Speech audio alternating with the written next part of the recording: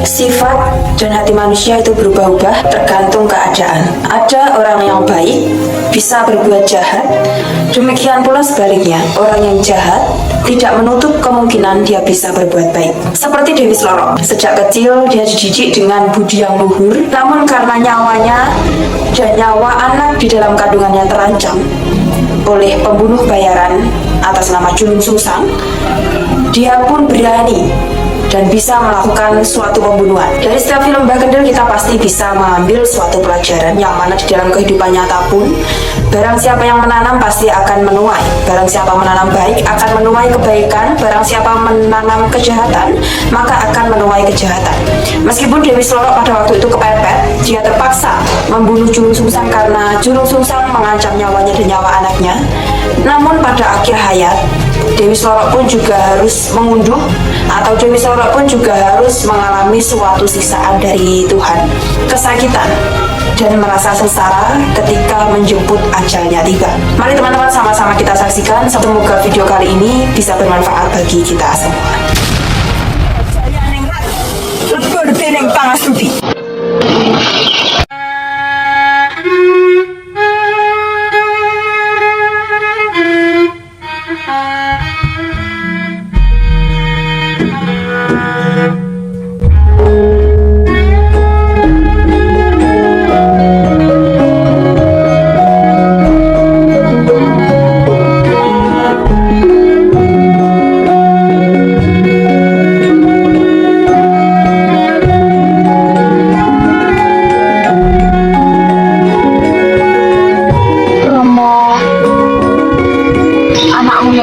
Ini telah tega membunuh Julung Sungsang.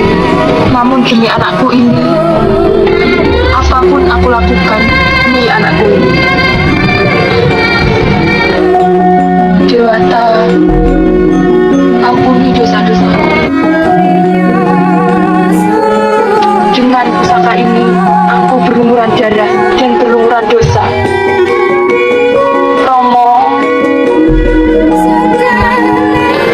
Dimaafkan dosa-dosaku ini.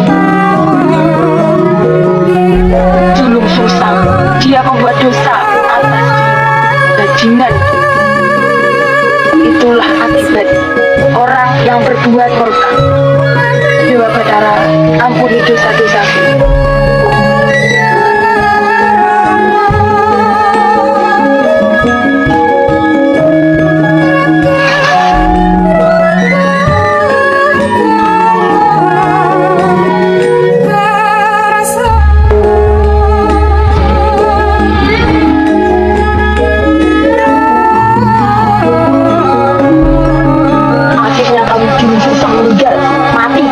Di tanganku.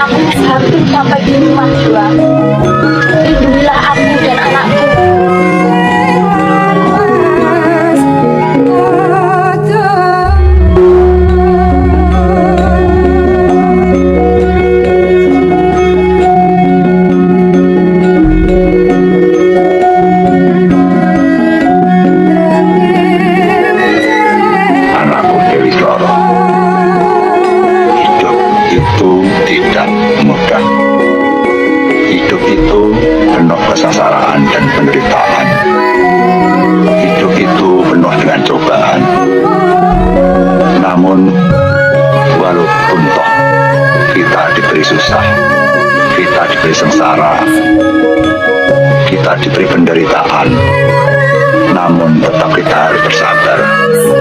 Barang siapa yang sabar akan meraceh ngani budi kang wening, wening budi handayani rasa ayem. Sapa sing ayem bakal antuk wahyuning kudrat.